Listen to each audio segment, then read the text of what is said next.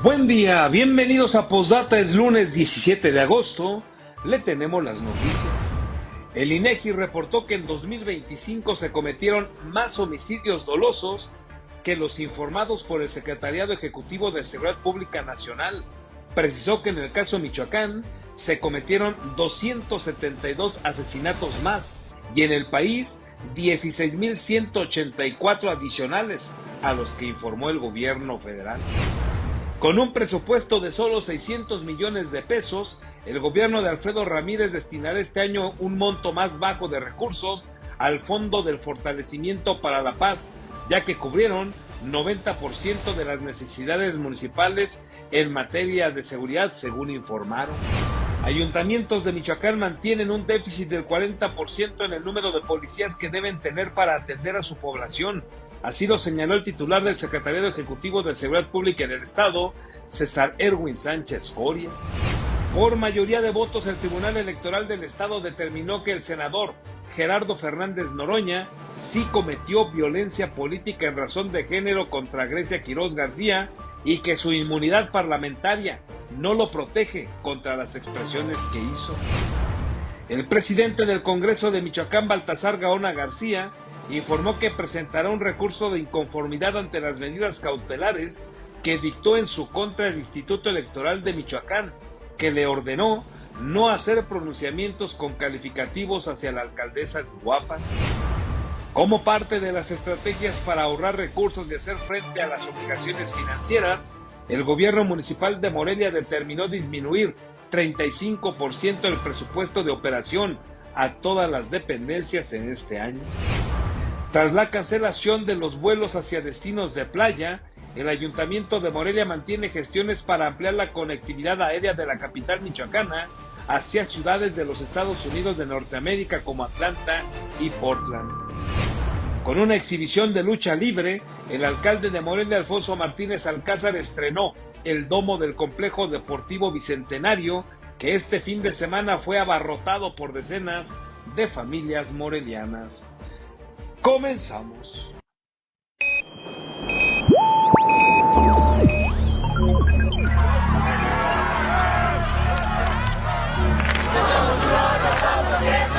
America will again. Alerta. ¡Urgente! ¡Que renuncie el presidente! Vox FM presenta Postdata, periodismo responsable. Postdata con Carlos Monge. Comenzamos.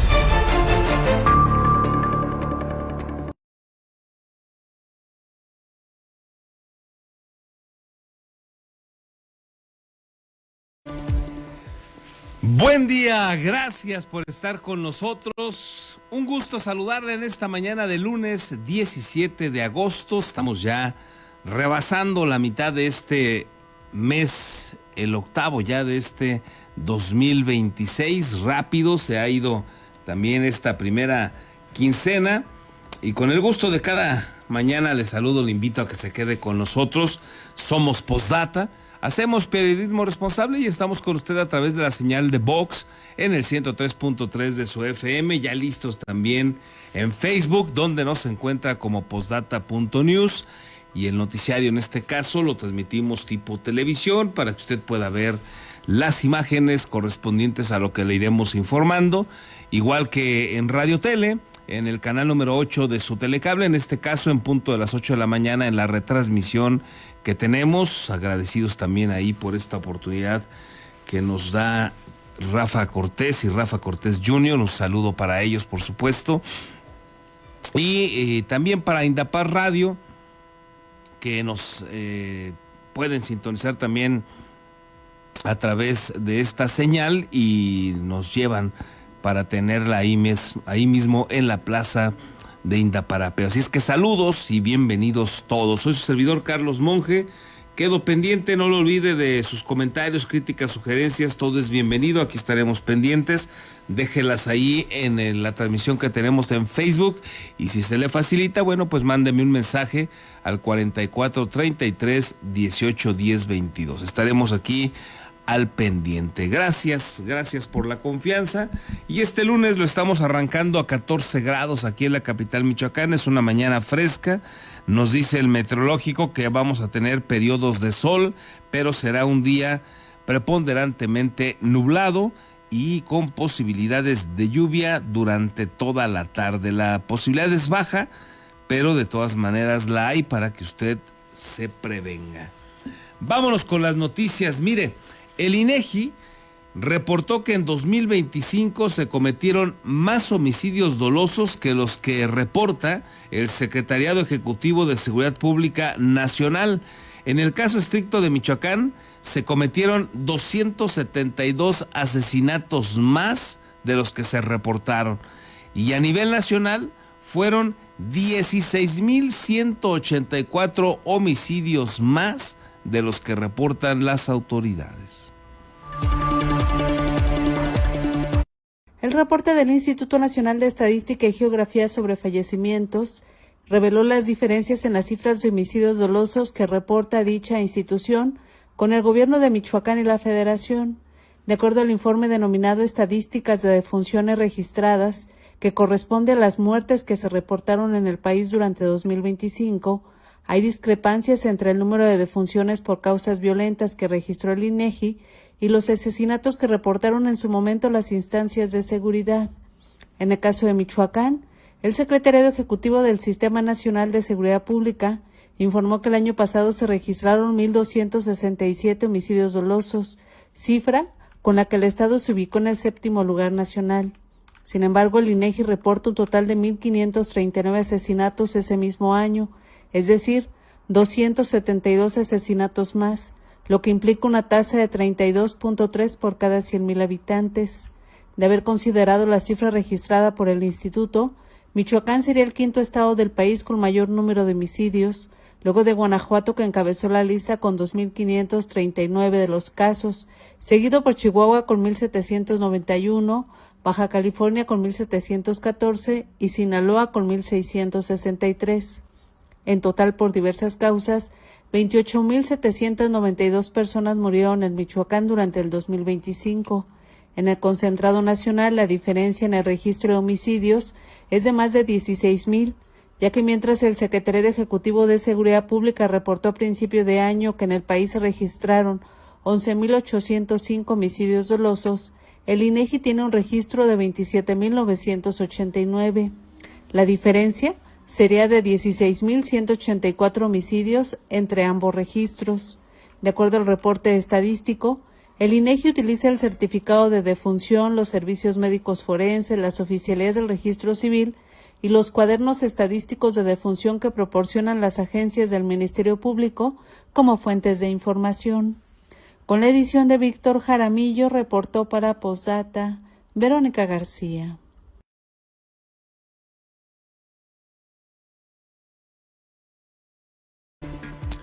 Bueno, pues ahí tiene usted el dato, y es importante porque, pues mire, haciendo la operación 16,000, vamos a cerrar 16,000 en todo este año, es la diferencia entre los 365 días promedio que traemos por año.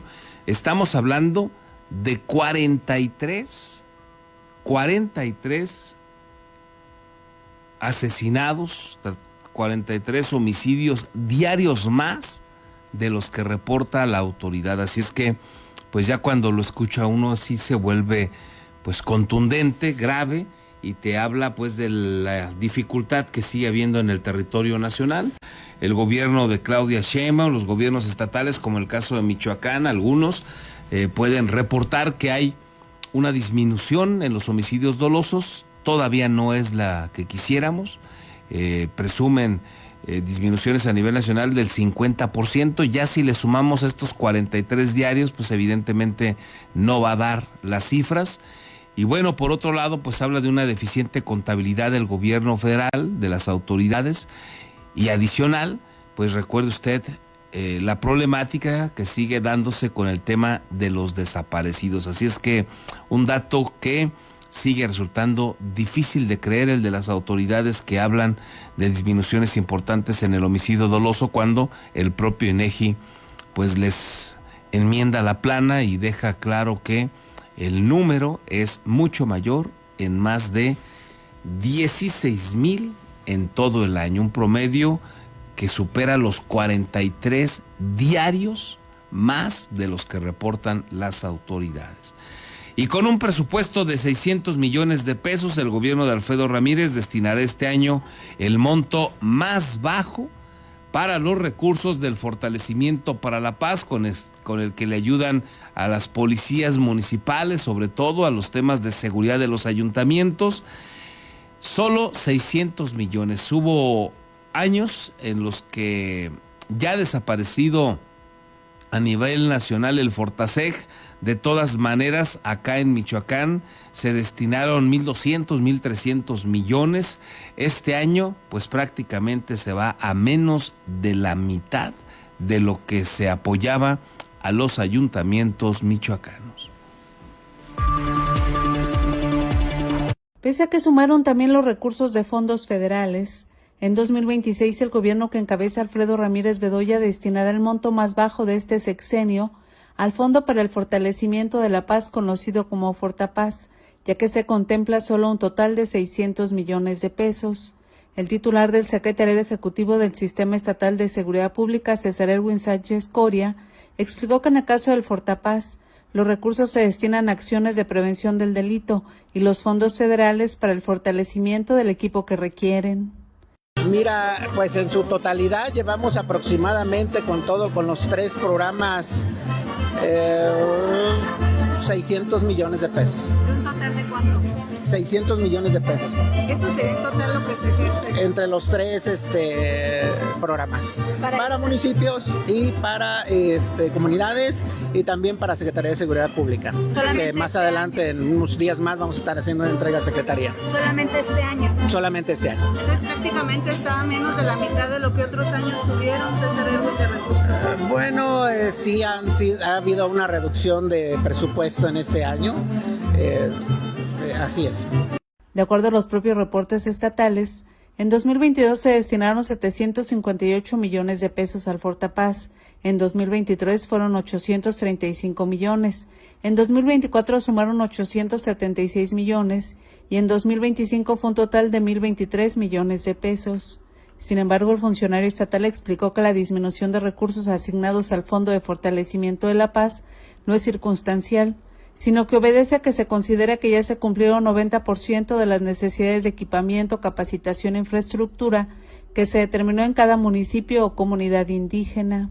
Cada año lo hemos estado replicando hasta llegar hoy por hoy a una, llamémosle, cumplimiento de este diagnóstico de un 90% en todos los municipios y comunidades indígenas. De acuerdo, ojo con esto, porque es muy importante, de acuerdo a la policía municipal que ellos tienen dados de alta con todas las formalidades de un policía o un elemento policial. Es decir, por esa la reducción del presupuesto es porque estamos ya cumpliendo ese diagnóstico que se levantó al principio de la administración. De acuerdo a lo establecido por el gobierno del estado en diciembre del 2021, 1/3 de la recaudación total del impuesto a la nómina se destinará a la creación de un fondo estatal para el fortalecimiento de acciones en materia de seguridad pública, denominado Fondo para el Fortalecimiento de la Paz, de acuerdo con lo establecido por el artículo 51 de la Ley de Hacienda del estado de Michoacán. Para 2026 se sumaron también los recursos asignados al Estado por el Gobierno de México a Michoacán a través del Fondo de Aportaciones para la Seguridad Pública, el FASP, y el Fondo para el Fortalecimiento de las Instituciones de Seguridad Pública, el FOFISP, para equipamiento, tecnología e inteligencia policial. Con la edición de Víctor Jaramillo, reportó para Posdata Verónica García.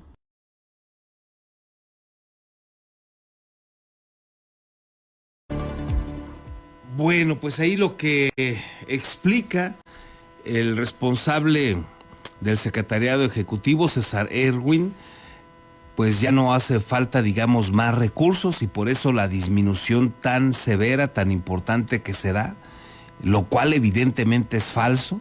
La gran mayoría de los ayuntamientos en Michoacán, digamos, todos los municipios en Michoacán, siguen carentes de elementos policiales, es decir, no tienen los que se recomienda para cubrir debidamente a su población. Eso número uno.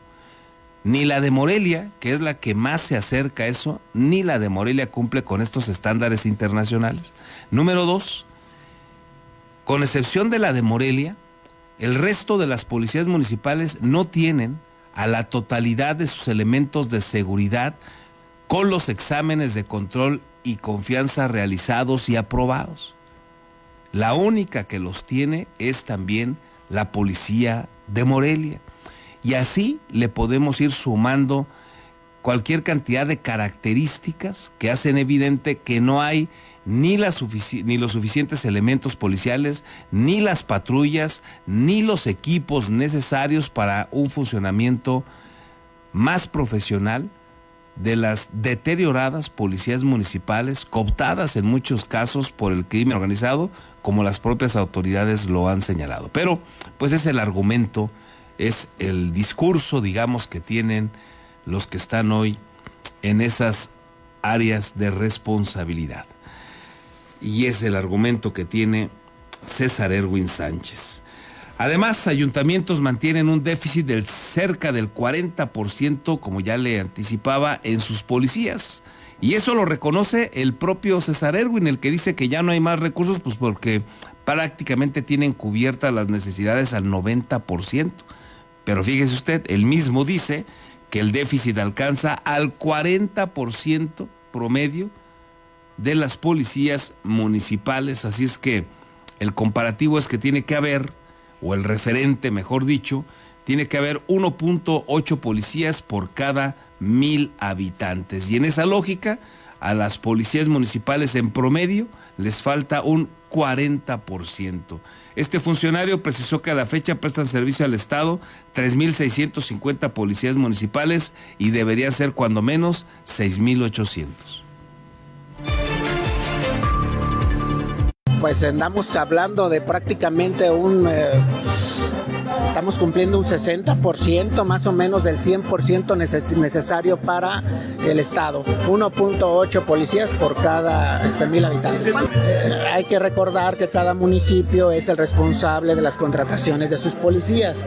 Pues nos hace falta un 40% en todo el Estado de que contrate cada uno de los 113 municipios. Pues un aproximado de 3,650 para decirte un número aproximado, y debería de haber 6,800 aproximadamente. Gracias, compañero.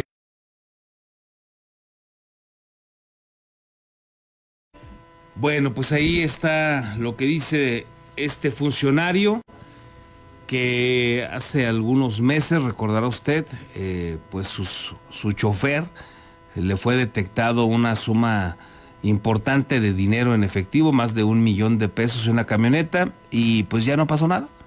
Un asunto que si a usted lo agarran con esa cantidad de dinero, seguramente la va a padecer con la justicia, con la ley. Pues en el caso de ellos no, como son gobierno, como son cuates del gobernador Alfredo Ramírez y así sucesivamente de los que están en diferentes áreas, pues no pasó nada. Y se dio la explicación de que iban a comprar algún vehículo de estos para hacer trabajo pesado, y pues resulta que lo iban a comprar en cash, imagínese usted. Bueno, pues ahí quedó la anécdota, ya no pasó absolutamente nada. Ese es el personaje, era el jefe del personaje que detuvieron en aquellos días. ¿Qué le parece? Ejidatarios de la comunidad de La Estancia denunciaron que la construcción del nuevo libramiento de Morelia dejará inundaciones en calles y viviendas, así como problemas de drenaje e incluso abasto de agua. Inundaciones en calles y viviendas, así como problemas de drenaje e incluso de abasto de agua potable, ha provocado la construcción del primer tramo del nuevo libramiento de Morelia en la comunidad de La Estancia, denunciaron ejidatarios en conferencia de prensa a semanas de que la obra carretera se abra a la circulación. Bárbara Estrada señaló que tanto la constructora Indy como la Secretaría de Comunicaciones y Obras Públicas fueron omisos en atender sus reiterados llamados, y a días de que se considere terminada la vialidad, decenas de familias se enfrentan las consecuencias, ya que no previeron cómo desahogar el agua que baja del Cerro del Águila y debería llegar a la presa de Coincio, por lo que se queda en la comunidad y en sus terrenos. Con la construcción del nuevo libramiento, el agua está inundando la comunidad de La Estancia. Con la construcción del nuevo libramiento, las calles de la comunidad de la estancia, del ejido de la estancia y de otros ejidos están siendo bastante afectadas, tanto que ya no podemos pasar. Quiero recalcar que lo más importante que tenemos, la problemática más importante que tenemos es el agua. ¿Qué es lo que pasó? Movieron los tubos de nuestro pozo y nuestro pozo de agua potable se está contaminando. El agua que baja en las lluvias del Cerro del Águila hacia la presa de Coincio, sí, se está deteniendo en nuestros terrenos. Ejidatarios y habitantes de la estancia señalaron que además de las afectaciones que ha generado el paso constante de maquinaria pesada, además de advertir que el encharcamiento constante de agua podría afectar las viviendas, sembradíos y el patrimonio de las familias. Señalaron que, sin embargo, ni la empresa ni las autoridades estatales tienen un plan para resolverlo. Tenemos, hablando con la compañía Indy y con el gobierno del estado, con la SCOP, ya desde que empezó la obra, y se les dijo, va a pasar esto, si construyen aquí va a pasar esto. Se les advirtió porque nosotros como ejidatarios conocemos el cauce natural del agua. Ellos no hicieron caso, no nos presentaron ningún proyecto que dijera que se iba a hacer con el agua o el cauce, se iba a modificar el cauce del agua. No hay un proyecto. Advirtieron que de no tener respuesta a nivel estatal, realizaron una cabalgata pacífica hasta la Ciudad de México a fin de tener la atención de la presidenta Claudia Sheinbaum Pardo. Con la edición de Víctor Jaramillo, reportó para Posdata Verónica García. En otros asuntos, por mayoría de votos, el Tribunal Electoral del Estado determinó que el senador Gerardo Fernández Noroña sí cometió violencia política en razón de género contra Grecia Quirós y que su inmunidad parlamentaria no lo protege contra las expresiones que hizo, como pues le había corregido la plana el Tribunal Federal. La inmunidad o inviolabilidad parlamentaria no protege todas las expresiones realizadas por una persona legisladora, especialmente cuando no existe una relación directa y específica con sus funciones, determinó por mayoría el Tribunal Electoral del Estado de Michoacán al resolver el procedimiento promovido por la presidenta municipal sustituta de Uruapan, Grecia Quirós García, contra el senador Gerardo Fernández Noroña. Durante la sesión pública de este viernes, 4 magistraturas rechazaron el proyecto que proponía declarar inexistente la violencia política contra las mujeres en razón de género, bajo el argumento de que las manifestaciones atribuidas al senador estaban protegidas por la inviolabilidad parlamentaria prevista en el artículo 61 de la Constitución Federal.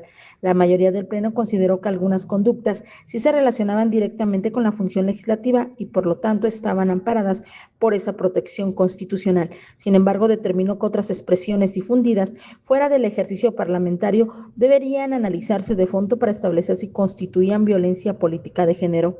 El magistrado Adrián Hernández Pinedo sostuvo que las publicaciones difundidas mediante el canal personal de YouTube del denunciado no necesariamente estaban vinculadas con la discusión o aprobación de un asunto legislativo.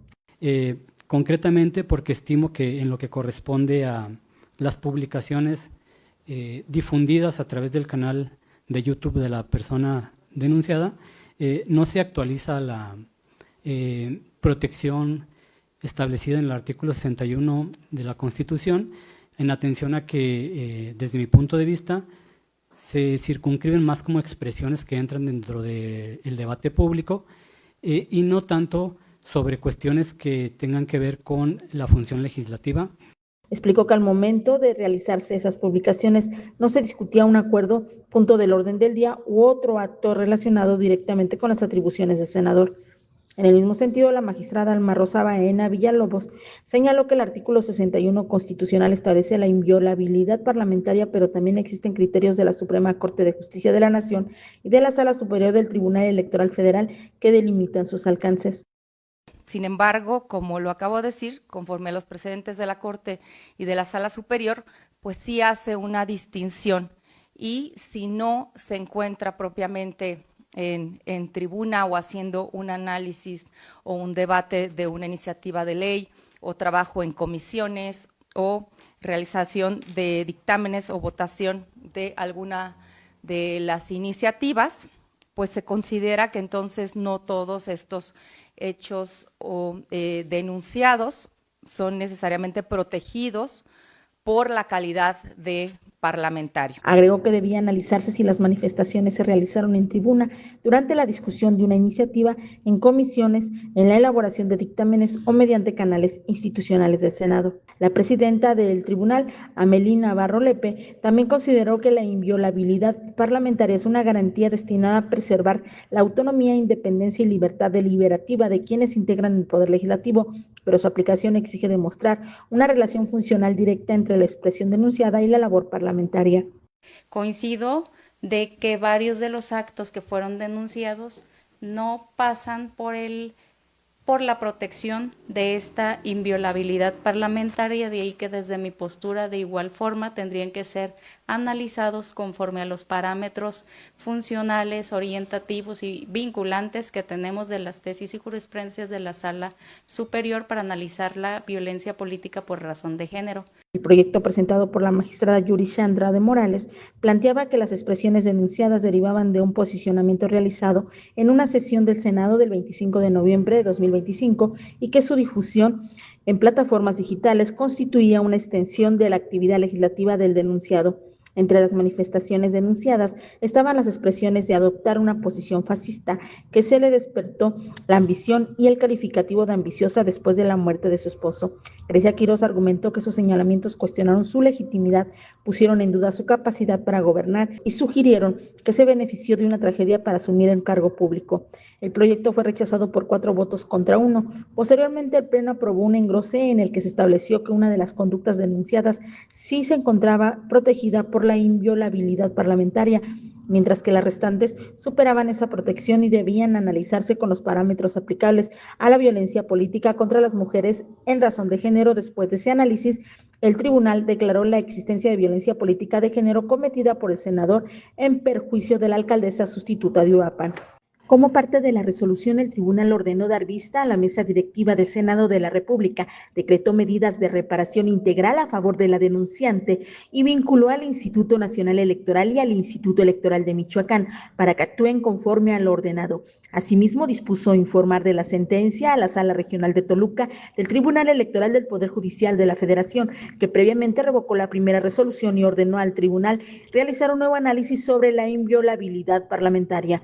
La resolución se aprobó por mayoría de 4 votos a favor, emitidos por Alma Rosa Baena Villalobos, Adrián Hernández Pinedo, Eric López Villaseñor y la magistrada presidenta, quien anunció un voto razonado, mientras que Yurisha Andrade Morales votó en contra y solicitó que su proyecto original fuera incorporado como voto particular. Reportó para Postdata América Juárez Navarro.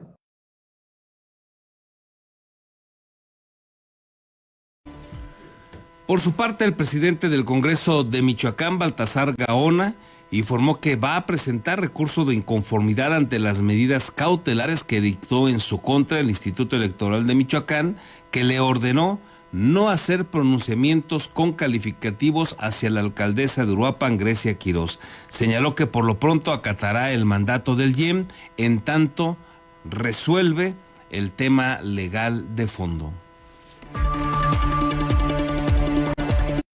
A raíz de eso, el IEM emite unas medidas cautelares en las cuales yo ya no me puedo hacer algún pronunciamiento que denote su persona o que sea un pronunciamiento que ponga algún calificativo hacia su persona en razón de género. Y bueno, eso lo recibimos el día de antier. Ahorita nosotros estamos preparando un documento para presentarlo en el Tribunal Electoral para inconformarnos respecto a las medidas cautelares y bueno, ese procedimiento va a continuar. Ella señaló muchas cosas en su denuncia, la gran mayoría fueron desechadas, nada más que observaron por ahí como 2 comentarios que van a analizar a fondo y por eso se derivan las medidas cautelares.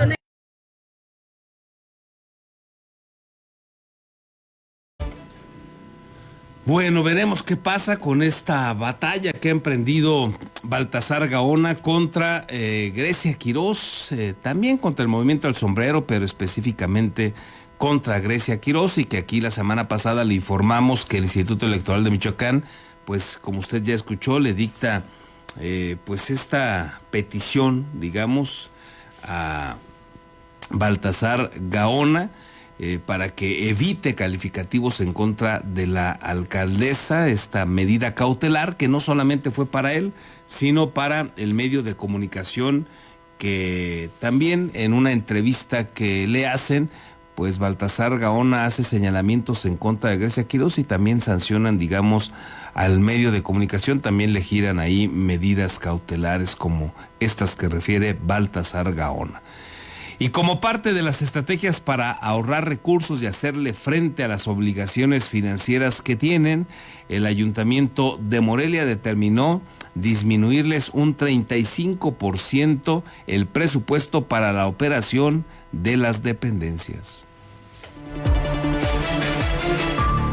El tesorero del Ayuntamiento de Morelia, Héctor Gómez Trujillo, informó que las dependencias municipales operan este año con una reducción del 35% en su presupuesto, como parte de una estrategia de contención del gasto para generar ahorros y hacer frente a las obligaciones financieras del municipio. Explicó que en términos generales, las áreas municipales recibieron para 2026 alrededor del 35% menos recursos respecto al presupuesto que ejercieron en el 2025, con excepción al área de servicios públicos debido a las necesidades de operación. Con recortes en el gasto suntuario, teléfonos, comidas, etc. Al inicio del año el 35% en relación con el año pasado. Eso nos implicó un ahorro de casi 250 300 millones de pesos que se está destinando a pago de proveedores.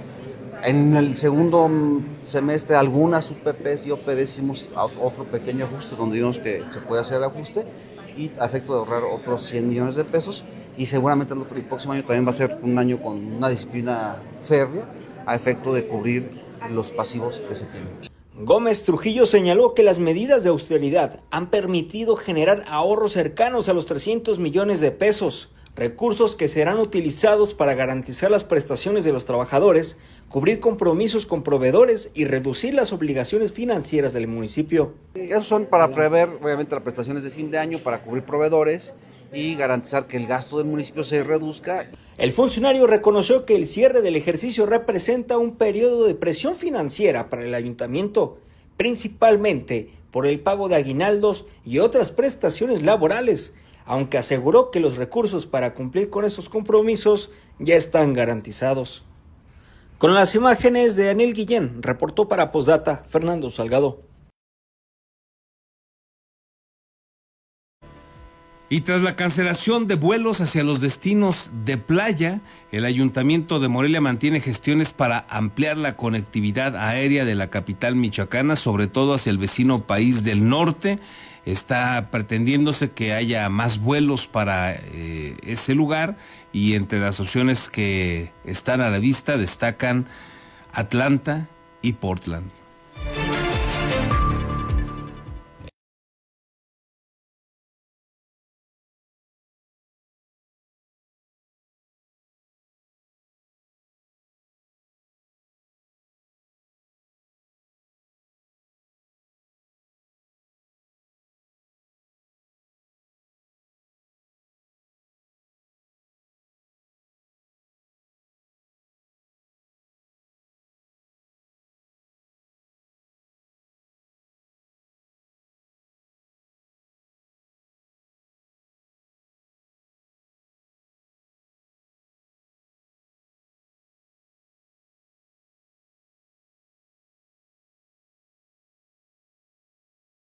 Representa una alternativa estratégica por su importancia como centro de distribución de aerolíneas y por las posibilidades de conexión que ofrece con mercados de Estados Unidos, Canadá y Europa.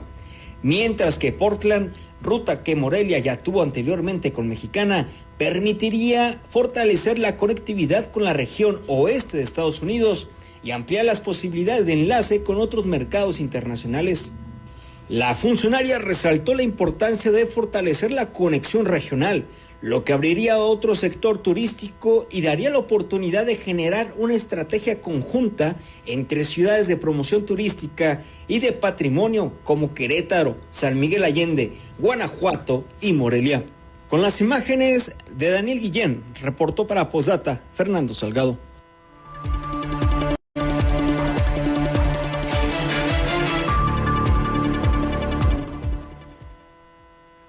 En más noticias del Ayuntamiento de Morelia, el presidente municipal Alfonso Martínez encabezó el encuentro de Juventudes Conecta Más, espacio que busca reunir ideas, propuestas y acciones de las nuevas generaciones para transformar su entorno y la comunidad moreliana. Durante su participación, el alcalde destacó que el encuentro fue diseñado para las juventudes con el propósito de que disfruten, aprendan y reconozcan las capacidades que tienen para generar cambios en la sociedad. Conecta Más reunió a unos 2,000 jóvenes a quienes invitó a dejar de ser espectadores y convertirse en protagonistas activos de los cambios positivos en su colonia, en su ciudad, en el país. Y decirles que esto se planeó para ustedes, para que de alguna manera lo disfruten, aprendan, despierten algo al interior de ustedes, para que o se potencie lo que ya tienen despierto, porque los que están aquí es porque tienen una chispa interna, algo que les dice, tú puedes y tú debes ser mejor.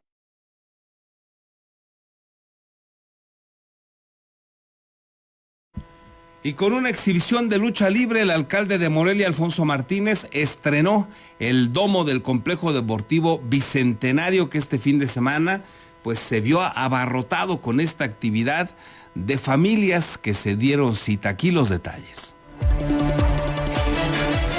El Domo Bicentenario se convirtió este sábado en un ring donde cientos de morelianos se dieron cita para disfrutar de una función de lucha libre local en un ambiente familiar en el que volaron las patadas, los manotazos, los gritos y sobre todo las emociones. Desde una esquina los rudos hicieron gala de sus mejores llaves, golpes al pecho, patadas y vuelos desde la tercera cuerda, mientras los técnicos resistieron el castigo y lograron darle la vuelta a una lucha que parecía perdida. La exhibición del arte de la lucha libre también dividió al público durante el enfrentamiento entre cholos y exóticos, en una contienda que combinó baile, provocaciones y espectáculo para dar paso al lenguaje de los golpes. El punto culminante llegó con la lucha callejera protagonizada por Charlie Manson y Psicosis contra Fresero Jr. y Trauma II, quienes llevaron el enfrentamiento fuera del ring y hasta los pasillos del recinto. La contienda se extendió entre el público y los accesos del Domo Bicentenario, donde los luchadores se golpearon con todo lo que encontraron a su paso, incluidas sillas, cornetas, camillas, láminas y lonas, en una pelea que elevó al máximo la emoción de los asistentes. En su mensaje a los morelianos, el presidente municipal Alfonso Martínez Alcázar destacó que el Domo Bicentenario se estrenó para el espectáculo y disfrute de las familias. Este es el nuevo espacio deportivo que se va a seguir utilizando para este tipo de eventos y actividades para todas y todos los morelianos. Este espacio que es de ustedes, que durante mucho tiempo no se pudo utilizar, pero que ya está listo para continuar haciendo eventos que podamos disfrutar todos. Así es que, pues, a seguir con esta fiesta, a seguirlo disfrutando, y gracias a todas y todos por estar aquí presentes. Entre el público, Fernando Zurita asistió con su familia para disfrutar de las famosas peleas a una caída y sin límite de tiempo. Consideró que las autoridades deberían organizar más eventos públicos como este para fomentar el esparcimiento familiar. No, pues la verdad estuvo muy bien, estuvo excelente. La verdad que es segunda vez que vengo yo a las luchas y súper emocionado de estar aquí. ¿Te gustaría que más eventos como estos se sigan haciendo aquí en Morelia? Sí, claro, y sobre todo ahora que restauran todo esto, qué bueno que estuvo súper bien y con eventos de este tipo, para que pues más gente venga también. La exhibición de la lucha libre municipal inició cerca de las 18 horas y entre gritos, llaves chinas, tirabuzones y saltos de la tercera cuerda concluyó alrededor de las 21 horas de este sábado. Con la edición de Víctor Jaramillo, reportó para Postdata, Fernando Salgado.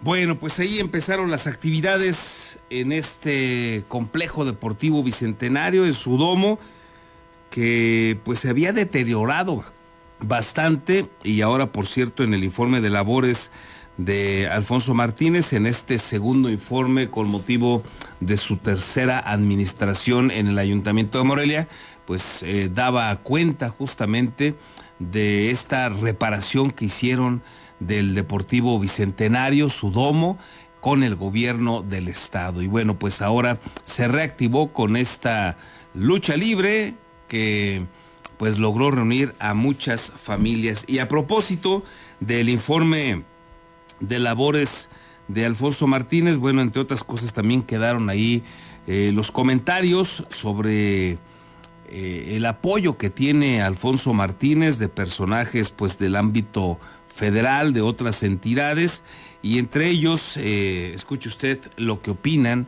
del trabajo que viene realizando Alfonso Martínez, por una parte Alessandra Rojo de la Vega y por otra Claudio X González. Muchas felicidades, Alfonso. Aquí estamos apoyando a los buenos gobiernos ejemplares a nivel nacional, y seguramente haremos alianzas y estaremos más unidos que nunca en lo que se viene. Alfonso lleva muchos años sirviendo a Morelia, sirviendo a Michoacán, sirviendo a México. Lo considero uno de los políticos más destacados, más honorables, más eficaces, más serviciales de nuestro país.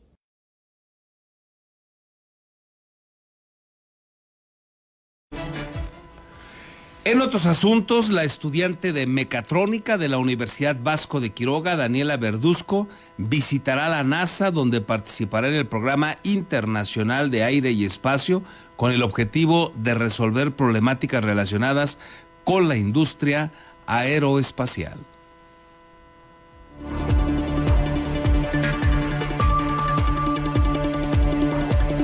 Ingeniería en Mecatrónica, UBAC. El campo biomédico será clave para mejorar la calidad de sueño de los astronautas. En esto consiste el innovador proyecto de Daniela Verduzco Gómez, estudiante de mecatrónica en la Universidad Vasco de Quiroga, quien está próxima a visitar la Administración Nacional de Aeronáutica y del Espacio, por sus siglas en inglés, NASA.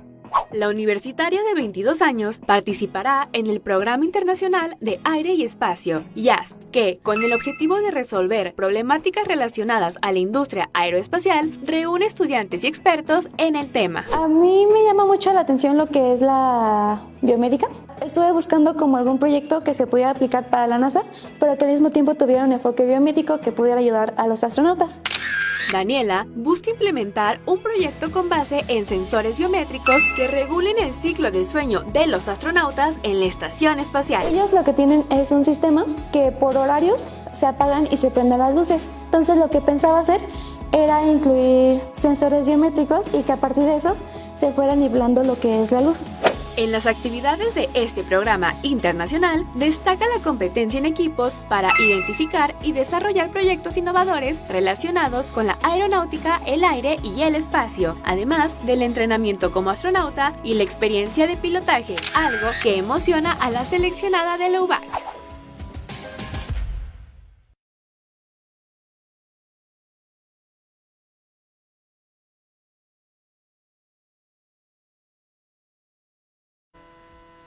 El exdirigente nacional del PRD, Jesús Zambrano Grijalva, advirtió que una eventual alianza de este partido con Morena en Michoacán para las elecciones del 2027 provocaría que el perredismo dejara de ser lo que históricamente había representado en la entidad. El exdirigente nacional del Partido de la Revolución Democrática, Jesús Zambrano Grijalva, advirtió que una eventual alianza del PRD Michoacán con Morena en las elecciones del 2027 representaría un error trágico, estratégico y provocaría que el partido dejara de ser lo que históricamente ha representado en la entidad. Durante su visita a Morelia para asistir al informe de labores del presidente municipal Alfonso Martínez Alcázar, señaló que el PRD nacional ya forma parte de la historia y que en estos momentos tampoco participa en la construcción de Somos México. No estoy en Somos México. Lo del PRD, pues ya eso lamentablemente es historia. La fragmentación que se ha dado en varios PRDs estatales es algo que pues está ahí corriendo, no con acuerdo con varias de las decisiones que están tomando algunos PRDs estatales. Al referirse específicamente al PRD de Michoacán, indicó que no han dialogado recientemente con sus dirigentes, pero expresó su deseo de que no concreten una alianza con Morena rumbo al próximo proceso electoral. Yo percibo, aunque aquí hay también en Michoacán una gran cantidad de liderazgos apartes, locales, que no están de acuerdo con ir con confluencias con Morena, porque aquí además, miren, hay que dejarlo muy claro.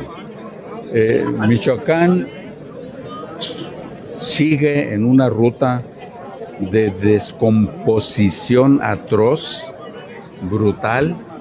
Al preguntarle si esa decisión enterraría al partido en la entidad, respondió: yo esperaría, es mi deseo, mi aspiración, de que quienes están al frente del PRD de Michoacán no vayan a cometer el error trágico, estratégico. ¿Enterrarían con eso al PRD Michoacán? No tengo ninguna duda. Sobre el proceso de liquidación del PRD nacional, sostuvo que su responsabilidad financiera quedó solventada ante el interventor y que únicamente permanecen asuntos pendientes en algunas entidades. Reportó para Postdata América Juárez Navarro.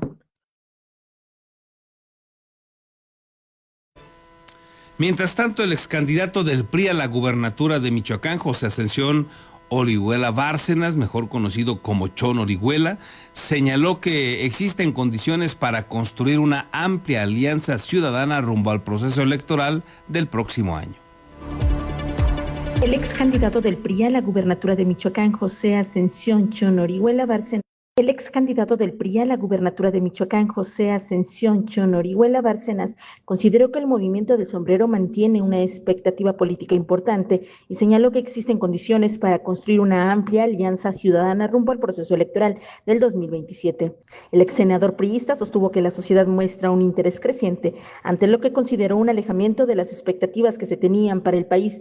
En ese contexto confió en que puedan surgir nuevos liderazgos desde los partidos o desde la propia ciudadanía.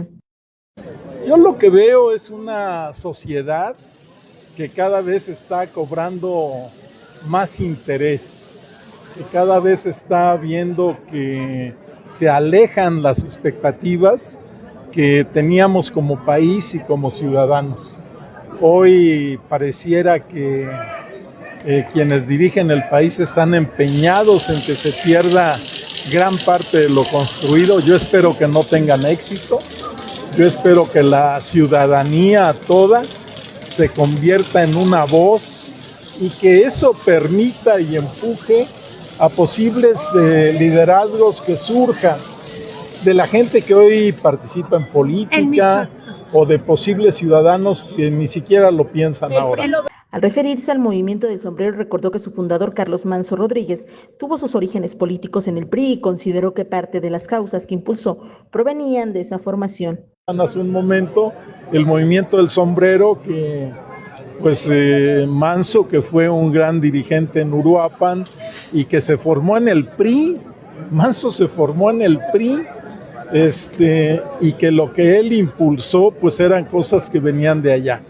Yo espero que así surjan muchos, yo espero que haya movilizaciones pronto y espero que esto le sirva también a quien hoy gobierna para entender que no se puede en un gran país como es México pretender hacer un país solo de unos cuantos.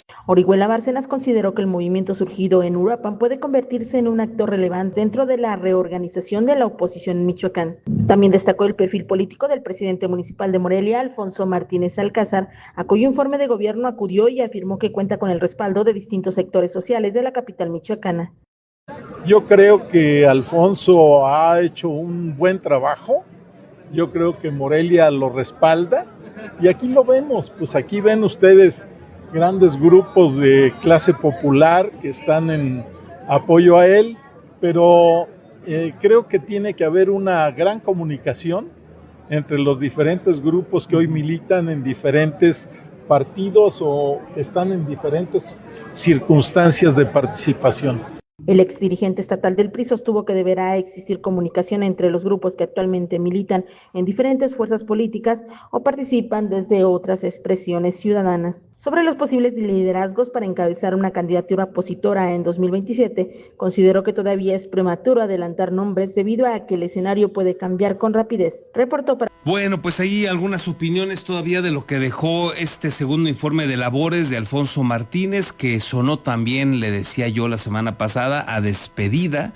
Alfonso Martínez utilizó pues en varios momentos frases referentes ya a lo que es su legado, a que se sentaron, digamos, las bases para que Morelia se siga desarrollando ya sin ellos, así se refiere Alfonso Martínez. Pareciera que sin él, sin Alfonso, sin su familia, sin su equipo, sin su marca, son de las frases que dejó ahí Alfonso Martínez, evidentemente, porque en los siguientes meses seguramente dejará el cargo para buscar ser el candidato, que parece, todo indica así será, y después, ya como candidato, buscar ser el futuro gobernador de Michoacán en una contienda interna que deberá enfrentar a quien resulte por parte de Morena, y que, como lo refiere Chon Orihuela, pues hay una expectativa desde la oposición a que se pueda construir una gran alianza que pueda darle la pelea a Morena, que como partido en este momento, según lo que retratan las encuestas, sigue siendo el favorito. La expectativa que hay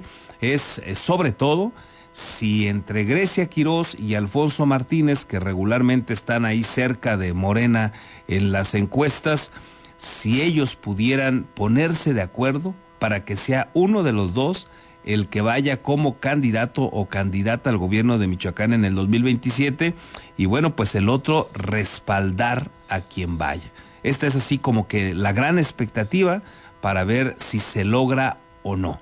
Ya veremos. Por lo pronto, pues es uno de los temas que sigue en la polémica, en el debate, en el análisis de cara al 2027. ¿Usted cómo la ve? Déjeme hacer con esto una breve pausa. Regresamos.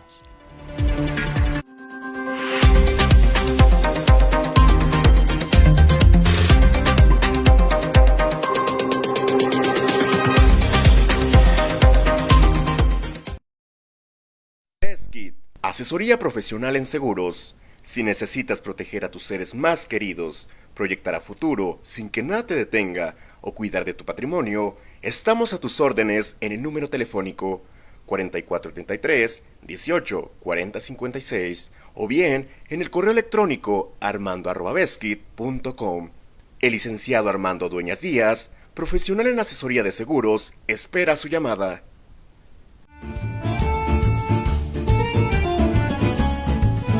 La original y deliciosa comida italiana ya está en Morelia, Hostería Fiorentina. Te esperamos en Boulevard García de León, número 1045. Contamos con una amplia carta donde encontrarás pastas, cortes, postres y, claro, la inigualable y deliciosa pizza. Desayuna, come o cena con nosotros. Ven a maravillarte del sabor italiano.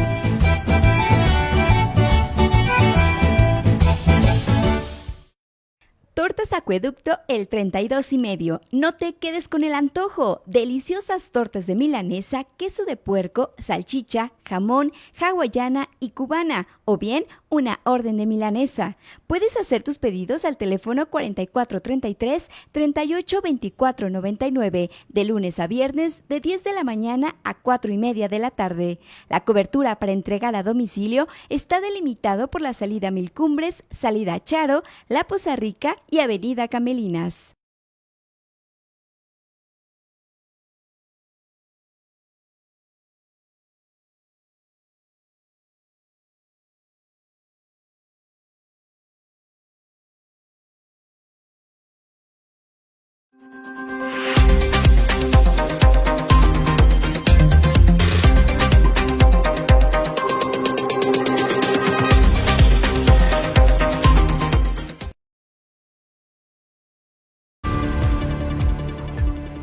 Ya estamos de regreso, gracias por continuar con nosotros y vámonos con lo que sucede en el ámbito de la seguridad. Ya está listo Marcos Morales con el reporte de todo el equipo de Red 113 por el territorio estatal. Así es que un gusto saludarte, mi estimado Marcos. ¿Qué nos tienes? Buen día. Carlos, muy buenos días. Un poder saludarles. Vamos a comenzar en Morelia.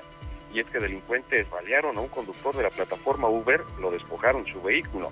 La víctima quedó gravemente herida y murió momentos después mientras era trasladada al hospital civil. El hecho de violencia se registró sobre la calle Otilio Montaño, en la colonia Vicente Lombardo Toledano. Elementos policiales y paramédicos del CRUM acudieron al sitio, brindaron los primeros auxilios al afectado y lo trasladaron a dicho nosocomio. Sin embargo, el paciente perdió la vida antes de ser ingresado. La víctima respondía al nombre de Rogelio, de 40 años de edad, quien sufrió al menos 7 impactos de proyectil. El vehículo de la Oroxis, un Dodge Attitude, fue robado por los agresores. En otro hecho, pero también en Morelia, madre e hija fueron asesinadas a tiros en los límites de las colonias Los Sauces y Valle del Durazno, al sur de la capital. Las víctimas respondían los nombres de Alejandra y Rosa, de 18 y 33 años de edad respectivamente. La joven era estudiante de criminología. Esta agresión ocurrió sobre la calle Valle de Sinapecuaro, cerca de la avenida Amalia Solórzano. Las mujeres circulaban a bordo de una motocicleta Curaçao de color negro, con detalles en rojo, cuando los sicarios les dispararon en al menos 40 ocasiones, privándolas de la vida. La Fiscalía General del Estado inició las investigaciones correspondientes, siendo ignorado hasta el momento el probable móvil del doble asesinato. Mientras que en Jacona fue localizado un muchacho ejecutado con el tiro de gracia. Del número de emergencia se recibió la alerta de que había una persona tirada en el camino que conduce de la tienda Sam's Club a la congeladora Grana. Policías acudieron hasta la calle Fray Manuel Martínez de Navarrete, donde encontraron un masculino tirado con una lesión de bala en el cráneo. Socorristas confirmaron que el agraviado carecía de signos vitales. El fallecido vestía una playera de manga larga, pantalón, tenis, todo de color negro. Hasta el momento está sin identificar. Mi estimado Carlos, es la información. Gracias, mi estimado Marcos, que tengas excelente semana. Quedamos al pendiente, excelente inicio de semana para todos. Bueno, pues ahí tiene también lo que ha sucedido, lo más destacado en las últimas horas en materia de inseguridad en Michoacán. Y con esta información estamos llegando a la parte final. Muchas gracias por habernos acompañado, gracias como siempre por su confianza. Por aquí nos encontramos mañana. Que tenga usted un excelente lunes. Hasta entonces.